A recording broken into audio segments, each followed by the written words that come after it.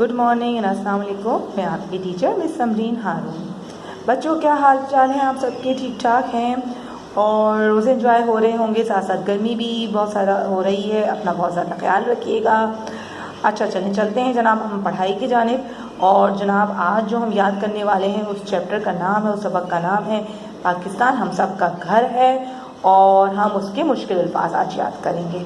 जी तो बच्चों, ये है हमारे सबक पाकिस्तान हम सब का घर है, और हम जा रहे हैं कहाँ जनाब? मुश्किल अल्फाज याद करने। जी तो मुश्किल अल्फाज जो है, सबसे पहले है पहचान, दाखिल, झंडियाँ, नारा, खिदमत,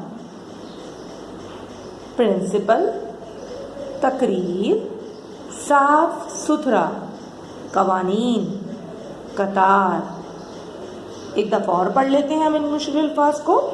पहचान, दाखिल, झंडियाँ, नारा, खिदमत, प्रिंसिपल, तकरीर, साफ सुथरा, कवानीन, कतार। जी बच्चों, तो ये है मुश्किल अल्फाज जो आज आपको याद करने हैं, और सबक है हमारा पाकिस्तान हम सब का घर है।